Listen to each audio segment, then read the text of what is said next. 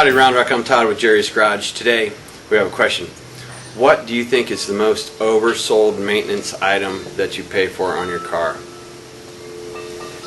Well, I would have to say, after compiling statistics my whole life, working, I'm one of Jerry's kids, sometimes it's pretty rough, is your air filter. Now, this one's quite dirty. It's a pretty good example.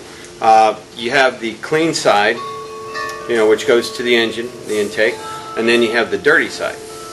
Well, air filters, you have several different ways that you can assess them. I generally do the light test, and what you do is you see if you can shine a light through it, and you can just barely see any light coming through this one. Okay, so this filter is very, very nasty. So if you can hold a filter up to a light and you can see light through it, it's good, it's clean. The other thing that you can do too, if you do have some debris and you still see some light, you can always take it and flatly just tap it down, and you can see all types of junk coming out of that one. So if you feel like you're buying air filters 2-3 times a year, that's quite a bit, unless you're out in a very, very dusty environment.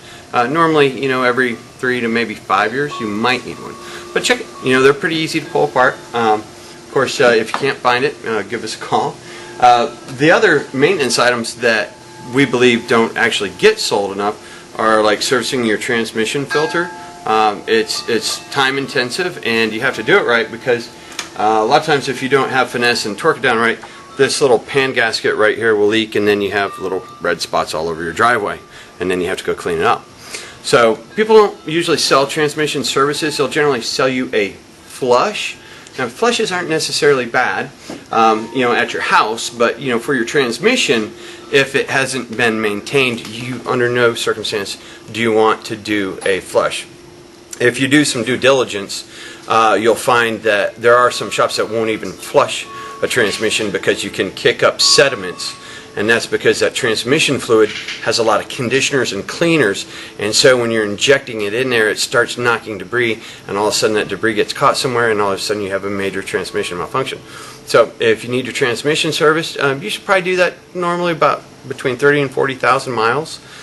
We can take care of that for you.